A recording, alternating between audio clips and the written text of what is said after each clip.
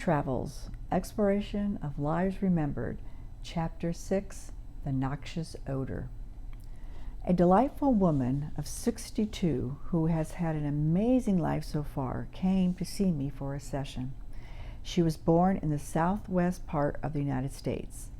Cleo was always positive and living in the flow of life.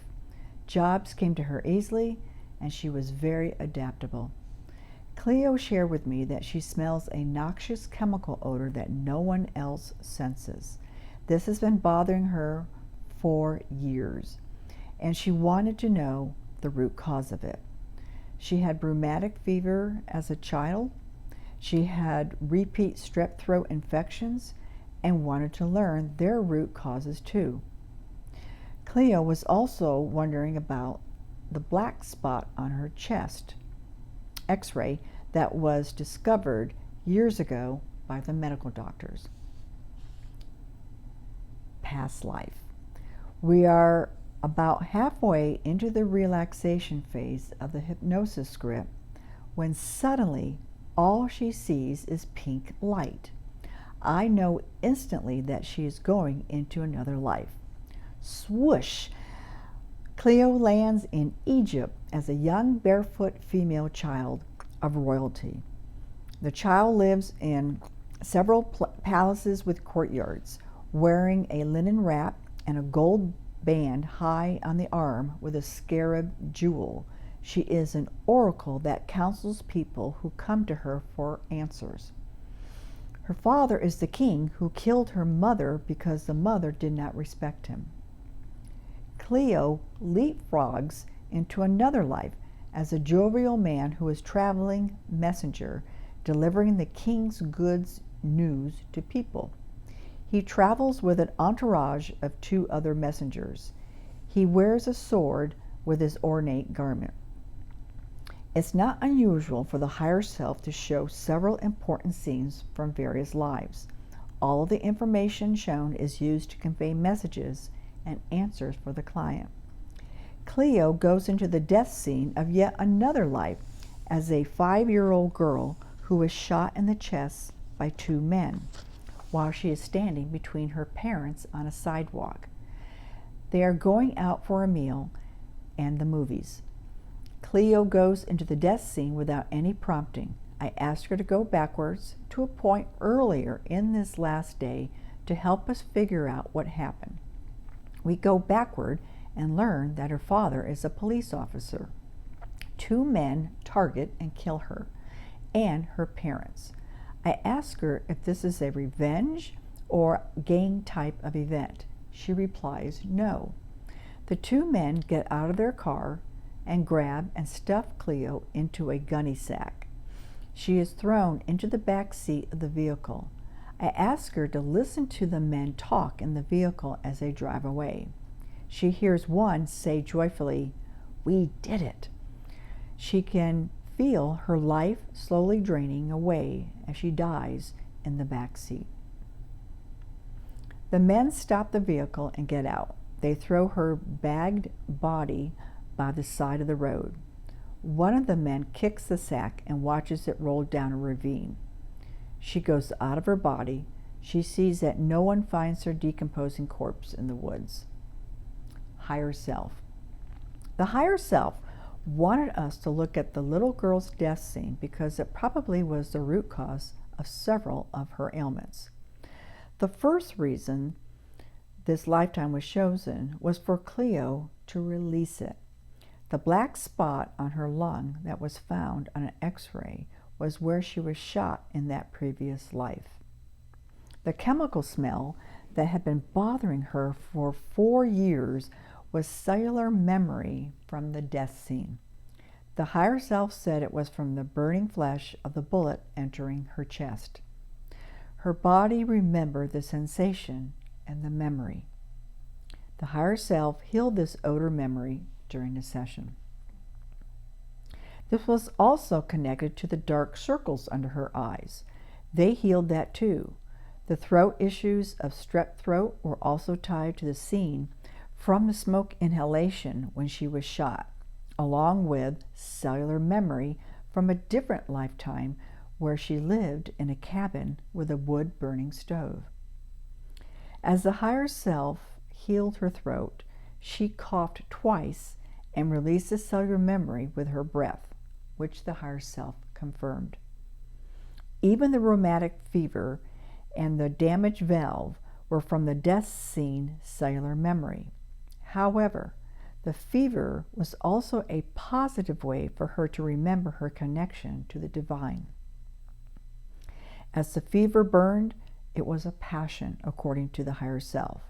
The valves were fine, though the higher self saw a little bit of scar tissue. I asked for them to repair it. Seeing it healed is the way the higher self healed it. The man who shot her in that lifetime was her first ex-husband in this lifetime. The reason she was shot was for karmic balancing, because she took his life in the first lifetime shown, when she was the child in Egypt. The karmic balancing could very well be a reason why in our current times there are innocent people who are shot and killed randomly by a stray bullet, or run over by a vehicle with no malicious intent by the driver. We often call this being in the wrong place at the wrong time. Is it really wrong when it is meant to balance karma? This is the beauty of a QHHT session. Imagine if people who are riddled with guilt from causing unintentional harm to another discover under hypnosis it was pre-planned before birth. Could the higher self remove the guilt program running in the mind, thus freeing the person to live a happier, fruitful life rather than drowning in alcohol or escaping the emotions through drugs? Imagine a different outcome. Even good deeds can have dire consequences in the human experience. The next client session gives us an example of a soul who suffered for helping a man considered by most to be the greatest man incarnated on earth.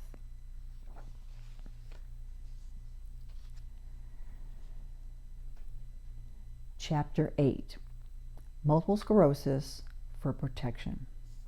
Carol, a delightful middle-aged woman with multiple sclerosis, pain, and numbness in her body, a burning sensation on her right side with the left arm pulled upward, back spasticity, fatigue, cognitive impairment, forgetfulness, and the inability to focus, scheduled a session with me.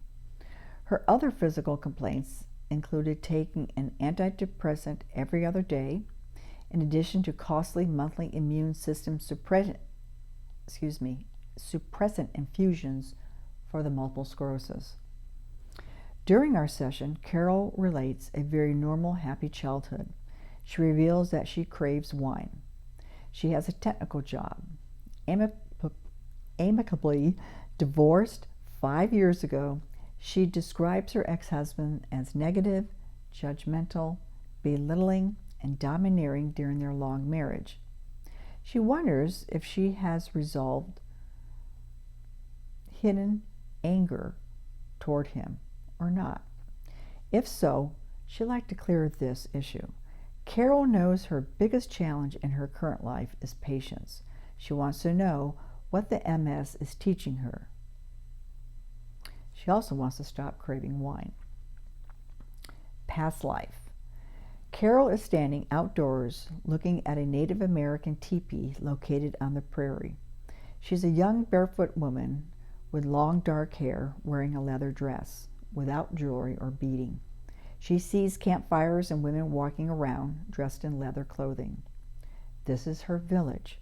She walks into the largest teepee because I asked her to go into the teepee where she sleeps, where men gather in a circle with a fire in the middle, smoking and talking. Her husband is the chief of the tribe. She's not sure what she does in the community. She has no children. Her husband is giving her an angry look, and she doesn't know why. We move to an important day. She's marrying the chief. It's obvious Carol has moved backward in time. The chief is standing there with his head feathers, getting ready for the ceremony. She's afraid because she was forced to marry him. Her family lives in a different place and is not part of this community. The next important day is the birth of a baby girl. Her husband is with her and she is feeling unhappy. Life in this relationship is rough and she's afraid of him. He doesn't talk to her. He rapes her. He raped her on the wedding day. There was no romance. I asked her to look at the skin on her arm and tell me the color of the skin tone so we can learn if she had been captured from a village or town. She has a hard time looking at her arm, but she manages to see it is light and the same color as a chief. They are of the same tribe. On the last day of that life, soldiers attack the village. She is shot in the back, falls down, and dies. Out of the body, she tells me the purpose of that life was to be killed and that she does not know that life's lessons. Higher self. I asked the higher self why they showed that past life. Higher self. The lessons in that life were painful, and that life can be cruel.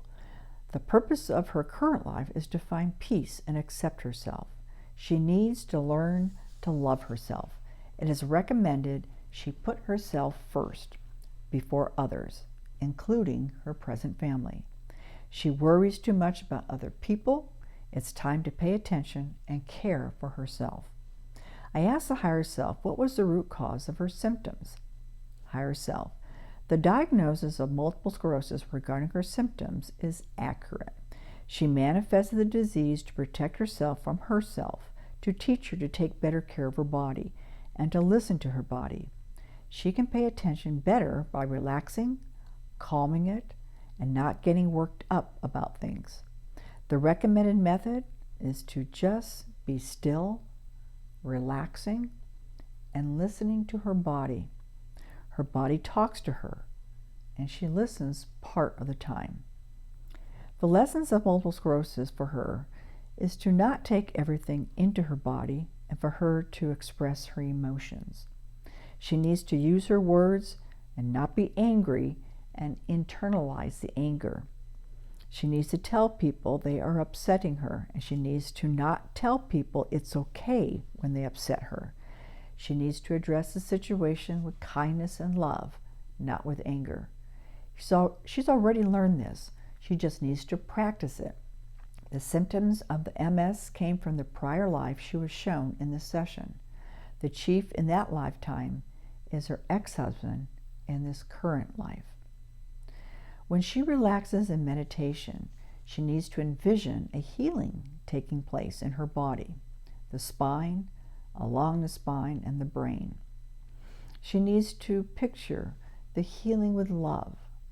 She can heal herself. Meditate every day. In the morning, 10 minutes first, work up to 30 minutes. If she follows the recommendations, she will be cured of the MS. She's not sure if she wants to be cured. She uses it for protection. She would like it to be manageable. The symptoms are part of a contract in this lifetime and is teaching her to love herself within. When she loves herself, she will be cured. She will learn that when she says no. She won't have to use the disease to say no. Barbara. She would like to know what is the root cause of her impatience. Higher self. She has no concept of time, and this is why she is impatient. She enjoys the instant pleasure, so waiting is not what she likes to do. She needs to meditate, relax, ask for patience, and learn patience. The best method to learn patience is when she becomes impatient. She needs to stop and breathe and let it go. Whatever she is wanting, needing, asking for, to just release it. With practice, she can let it go. Barbara. What is the root cause of her craving for wine and the need to take an antidepressant? Higher self. Meditation will take place of the wine. She won't want that wine after that. The wine relaxes her. The meditation will do the same thing. She doesn't need the antidepressant anymore. She's cleansed a lot of her anger, sadness, and jealousy through the energy, healing, and learning and becoming aware of what is making her angry. She wasn't enjoying her life. She wanted the lives of others. She can wean off the antidepressant every 2 days, then every 3 days. She will run out of the medication and won't need to refill the prescription. Immune suppressant infusions should continue until she learns to relax through the meditation. She will know when to stop. She will go once every 5 weeks, then once every 6 weeks, etc. She will stretch it out because she won't feel the need for it. She will determine weaning off from this drug. Barbara, what is the root cause of her fatigue? Higher self. The root cause of her fatigue is she prefers to check out of life and not be burdened. She wants to escape for a while, and fatigue serves a positive purpose in this. It relaxes her. She needs it to heal too. The fatigue will help her not to be so active. Rather, she should meditate and be quiet and peaceful. The fatigue will diminish as she meditates more.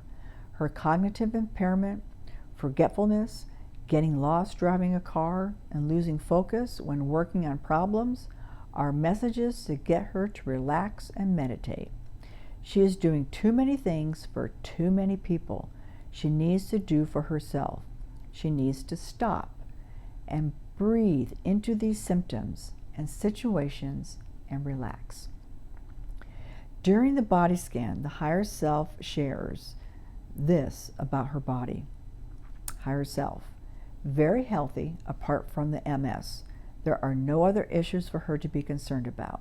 Healing will occur during the night too. While the higher self is scanning the client, my body is undulating in my chair. I have no control over the movement. I can feel waves moving through my body. I know the higher self is doing something important. I asked the higher self about this, and this is what it looked like. My body was doing this, and I had no control over it.